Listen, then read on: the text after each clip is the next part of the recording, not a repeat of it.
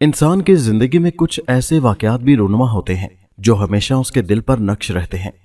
یہ واقعات میری والدہ صاحبہ نے مجھے سنائے تھے۔ ان کی وفات کے بعد بھی میں ان واقعات کے بارے میں سوچتا ہوں تو میرے رونگٹے کھڑے ہو جاتے ہیں۔ والدہ صاحبہ کی زبانی یہ واقعات کچھ یوں پیش آئے۔ تقسیم ہند سے پہلے کا زمانہ تھا۔ ایک ہی گھر میں 7 لڑکیاں رہتی تھیں۔ سب کی سب جوان ہو چکی تھیں، لیکن سب سے چھوٹی بہن کا قد کاٹ سب سے نرالا تھا۔ وہ بلا کی خوبصورت تھی اور نام بھی حسنہ تھا، لیکن غربت نے حسن کو چھپا کر رکھا تھا۔ باقی بہنوں میں ایک حسد پایا جاتا تھا۔ وہ اپنی بہن سے جلتی تھی، ہر وقت حسنہ کو اس کی خوبصورتی پر تانے دیتی رہتی۔ والد صاحب کے انتقال کے بعد ان کی ماں فکر سے نرحال ہو گئی کہ ان کی شادیاں کیسے ہوں گی۔ گھر میں تو غربت نے ڈیرے ڈال رکھے تھے۔ ایسے میں انہی حالات میں ساتھ والے گاؤں کے ایک سردار صاحب اپنے اکلوتے بیٹے کی شادی کے لیے ان کے گاؤں چلے آئے۔ نہ جانے کیا معاملات ہوئے کہ سردار صاحب کو عین وقت پر شادی سے انکار ہو گیا۔ سارا گاؤں وہاں موجود تھا۔ ایسے میں حسنہ کی والدہ کو نہ جانے کیا سوچی کہ وہ ایک دم آگے بڑھ کر کہنے لگیں، بھائی صاحب آپ بارات واپس نہ لے جائیں، میرے گھر چلیں۔ میری بیٹیوں میں سے جس پر ہاتھ رکھیں گے میں آپ کے ساتھ بیاہ دوں گی، کوئی شرط نہ رکھوں گی۔ یہ بات سن کر سردار سید صاحب حیران رہ گئے۔ اسی وقت بارات سمیت حسنہ کے گھر روانہ ہو گئے۔ جب سب لڑکیوں کو سامنے لایا گیا تو سردار صاحب کی نظر حسنہ پر ٹھہر گئی۔ غربت اور لالٹین کی روشنی میں بھی حسنہ چاند کی طرح چمک رہی تھی۔ چنانچہ سردار صاحب کے بیٹے مقصود علی کا نکاح اسی رات خاموشی سے حسنہ سے ہو گیا اور وہ بیاہ کر دوسرے گاؤں چلی گئی۔ حسنہ صرف حسین صورت ہی نہیں بلکہ حسین سیرت بھی تھی۔ کچھ ہی دنوں میں اس نے گھر بھر کو اپنا گرویدہ کر لیا۔ فرما برداری اور تابعداری ان میں کوٹ کوٹ کر بھری تھی۔ سردار سید صاحب کی 2 بیویاں تھیں۔ پہلی بیوی سے ایک بیٹا مقصود اور 3 بیٹیاں تھیں، جبکہ دوسری بیوی سے صرف ایک بیٹا تھا جو ماں کے لاڈ پیار کی وجہ سے لاپرواہ واقع ہوا۔ دونوں بیویوں کے گھر الگ الگ تھے، اس لیے دونوں امن اور صلح پسندی سے رہتی تھیں۔ دراصل مقصود علی ہی میرے نانا جان اور میری والدہ مرحومہ کے ابا تھے۔ جب میری والدہ سیدہ خدیجہ پیدا ہوئیں تو خاندان میں بہت خوشیاں منائی گئیں۔ وہ خاندان کی پہلی اولاد تھیں۔ ان کو سونے چاندی کے زیورات سے سجا دیا گیا۔ ہر وقت ان کا خیال رکھا جاتا اور ان کی ہر خواہش پوری ہوتی۔ سردار صاحب یعنی میرے نانا گاؤں کے سردار ہونے کے ساتھ ساتھ ایک بہترین حکیم اور اللہ والے بھی تھے۔ ہر بیماری کا علاج خواہ دوا سے ہو یا دعا سے کر دیا کرتے تھے۔ غرض یہ کہ بہت اچھا وقت گزر رہا تھا، لیکن کون جانتا تھا کہ مشکلات کا ایک سلسلہ شروع ہونے کو ہے۔ اسی دوران پاکستان بن گیا اور مسلمان جوک در جوک ہندوستان سے پاکستان کی طرف نقل مکانی کرنے لگے۔ جب سردار صاحب کے گھرانے کی مشکلات بڑھیں تو انہوں نے بھی رخت سفر باندھا اور یہ سوچا کہ جب ہنگامے سرد پڑ جائیں گے تو واپس اپنے گھر لوٹ جائیں گے۔ اسی خیال سے تمام قیمتی سامان اور زیورات ایک صندوق میں بند کر کے حویلی کے کمرے میں دفن کر دیے اور نشانی لگا دی کہ واپس آ کر اسی کمرے میں کھدائی کر کے تمام زیورات نکال لیں گے، جو بعد میں کبھی ممکن نہ ہوا، کیونکہ اس وقت ڈر تھا کہ راستے میں سفر کے دوران کہیں بلوائی حملہ کر کے زیورات اور نقدی بھی نہ چھین لیں۔ خیر پاکستان آنے کے لیے کتنی مشکلات کا سامنا کرنا پڑا یہ ایک الگ داستان ہے۔ پاکستان آنے کے بعد کیمپوں میں ڈیرا ڈال دیا گیا۔ ان دنوں حکومت کی طرف سے یہ اعلان ہوا کہ جو بھی صاحب جائیداد ہیں اپنے مکانات کے کاغذات دکھا کر اپنے نام نئے مکان الاٹ کروا لیں۔ چنانچہ سردار صاحب نے بھی حویلی کے کاغذ دکھا کر اپنے لیے ایک مکان الاٹ کروا لیا۔ یہ مکان ڈیرہ اسماعیل خان میں تھا۔ جب سردار صاحب کا خاندان وہاں پہنچا تو معلوم ہوا کہ جو مکان ان کو الاٹ ہوا تھا وہ ہندوؤں کا بنا ہوا ایک 4 منزلہ گھر تھا۔ گھر خاصا بڑا تھا، گویا حویلی کے بدلے حویلی مل گئی تھی۔ سب لوگ خوش ہو گئے، مگر وہ یہ نہیں جانتے تھے کہ اس گھر میں ان کے علاوہ اور کون سی مخلوق آباد تھی۔ تالے توڑ دیے گئے اور گھر کھول دیا گیا۔ سردار صاحب اور ان کی دونوں بیویاں گھر کی سب سے نچلی منزل پر رہائش پذیر ہو گئے، جبکہ سردار صاحب کی 3 بیٹیاں دوسری منزل پر اور بیٹا یعنی میرے نانا جان مقصود علی اور ان کی بیوی بچی گھر کی تیسری منزل پر رہنے لگے۔ سیدہ خدیجہ کی عمر اس وقت 5 برس تھی۔ گھر بہت بڑا تھا۔ اتنے لوگوں کے رہنے کے باوجود گھر کے بہت سے کمرے بند پڑے تھے जिन को अभी तक खोला नहीं गया था। सबका ख्याल था कि वापस हिंदुस्तान तो जाना ही है, तो फालतू कमरों को खोला ही ना जाए, और यह भी हो सकता है कि इस घर का असली मालिक वापस आ जाए, इसीलिए कमरों को खोला नहीं गया था। चुनाचे फर्नीचर साथ नहीं लाया गया, इसलिए घर में मौजूद फर्नीचर, जो कि खूबसूरत लकड़ी से बना था, इस्तेमाल में ले आए। सफाई सुथराई के बाद घर का नक्शा ही बदल गया। मिट्टी और जाले हटे तो घर की असल सूरत नजर आई। कदीम जमाने के तर्ज पर बना यह घर अपने पुराने मालिक के ज़ौक़ की दाद देता मालूम होता था। कितार दर कितार बने कमरे, कमरों के आगे बने बुरामदे और मजबूत सतून एक अजीब तासुर पेश कर रहे थे। अलमारियां, ताकदान और झरोके लकड़ी के काम से आरास्ता थे। कुछ दिन यूं ही काम काज में गुजर गए। हुस्ना उन दिनों 5 माह की हमला थी। घर में काम करते उन्हें ऐसा महसूस होने लगा जैसे कोई उनको घूर रहा है, मगर तलाश करने पर उन्हें कोई भी दिखाई न देता। उन्होंने अपनी सास से इस बात का जिक्र किया। वो सीधी सादी औरत थी, कहने लगी, बेटी अकेली न रहा करो, ऐसी हालत में ऐसा महसूस हो सकता है। हुस्ना ने बात पल्ले बांध ली। वो जब भी सफाई के लिए तीसरी मंजिल पर जाती, खदीजा को भी साथ ले जाती, मगर इस घूरने की कैफियत में फर्क ना पड़ा, बल्कि अब मजीद परेशानी बढ़ने लगी। होता यूं था कि वो बिस्तर ठीक करके जाती, मगर दरवाजे तक पहुंचने से पहले ही बिस्तर उलट पलट हुआ मिलता। कभी अलमारियां खुली हुई मिलती, कभी मिट्टी से कमरा गंदा मिलता, मगर जैसे ही सफाई के लिए झाड़ू लेकर आती, सब साफ सुथरा और हर चीज अपनी जगह पर रखी हुई होती। इस बात से उनको बहुत डर लगता, मगर वो किसी से नहीं कहती। अंदर ही अंदर वो बीमार पड़ने लगी। इसी दौरान एक और अजीब बात हुई। गर्मियों का मौसम था, सब घर वाले छत पर सोए हुए थे।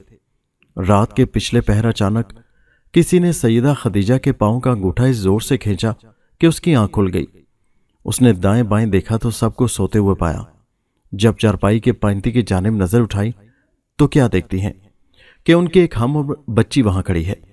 बच्ची ने हिंदू रिवाज के मुताबिक कपड़े पहने हुए थे।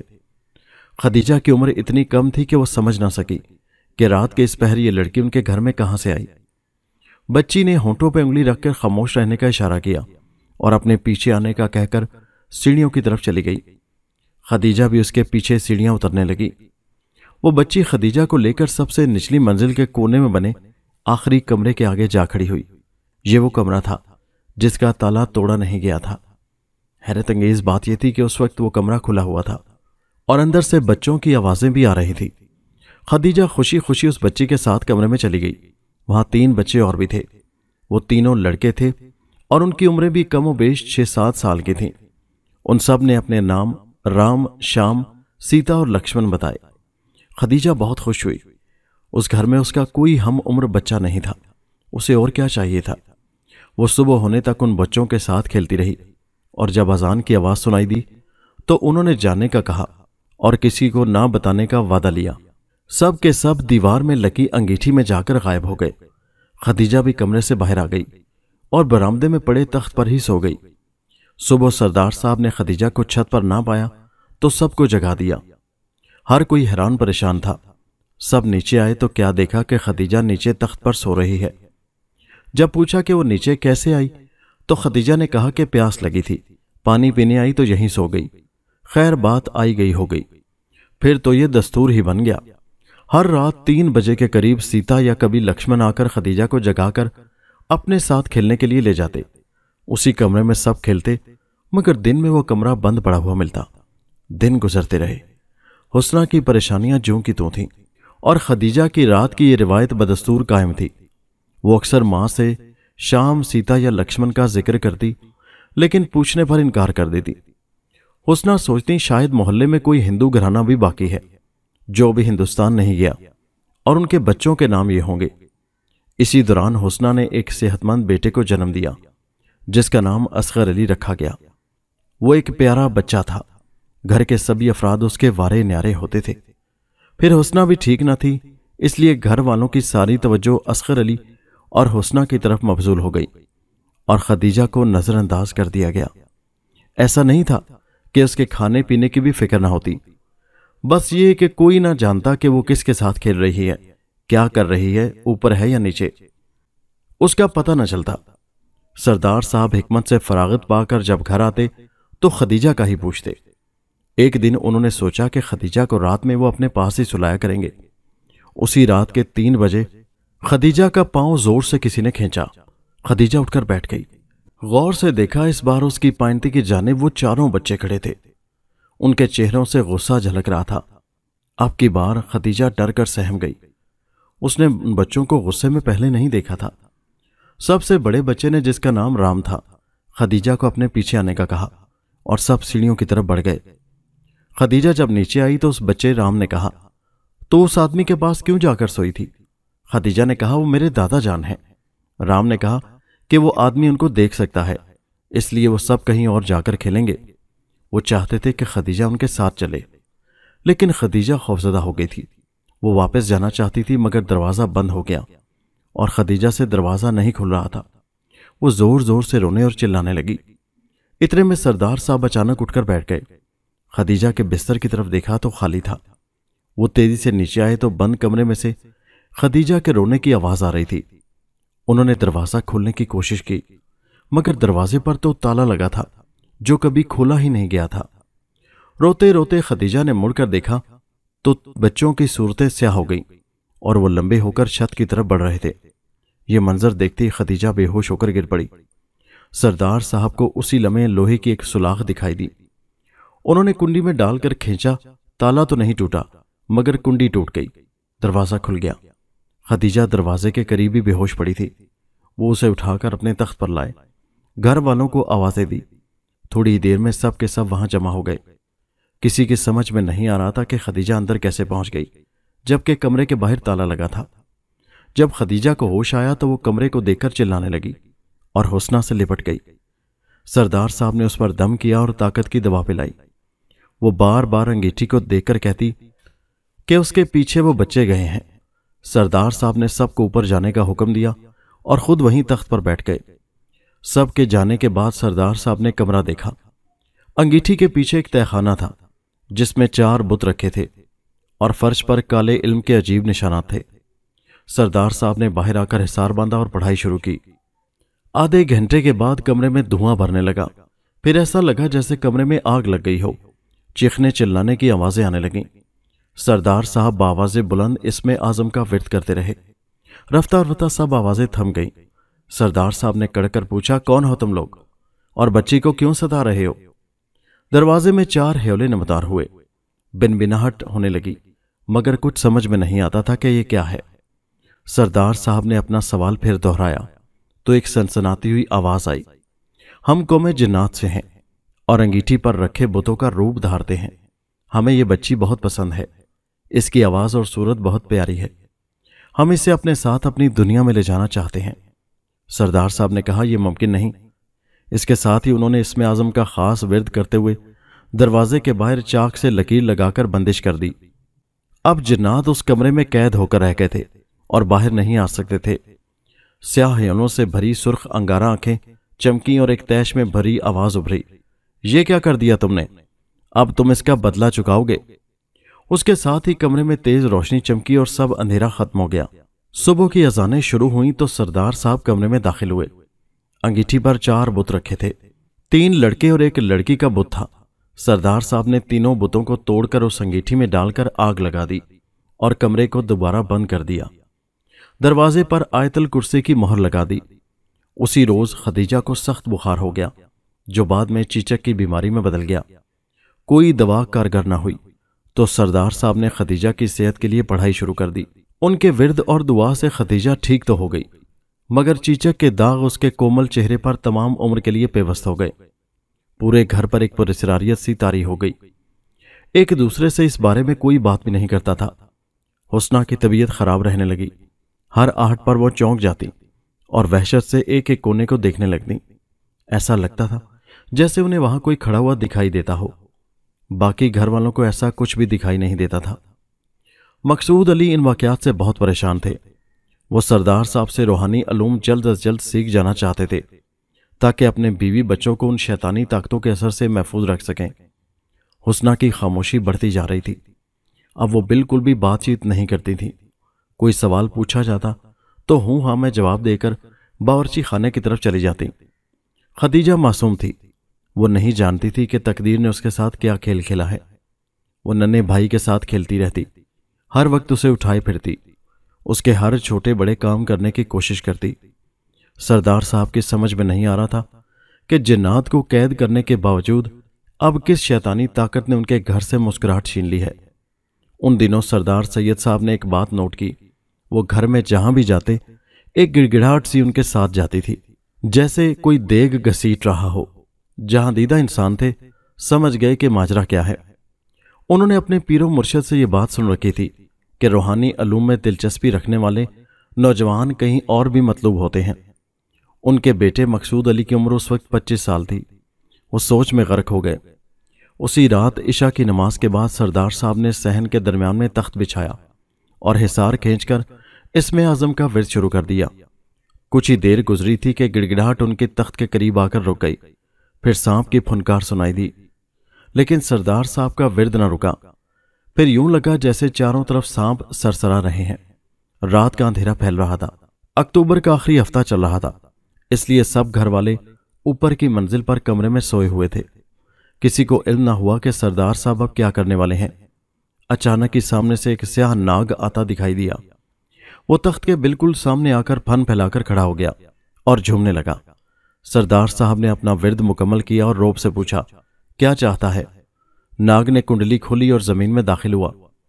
उसी वक्त सोने के सिक्कों से भरी हुई देग दिखाई दी जो मुंह तक दफन थी। सरदार साहब समझ गए कि उनके बेटे के बदले यह दौलत देना चाहता है। उन्होंने गुस्से से कहा, मुझे किसी दौलत की जरूरत नहीं, मैं किसी कीमत पर अपना बेटा नहीं दूंगा। और इसके साथ ही बावाज़े बुलंद इसमें आजम का विर्द शुरू कर दिया।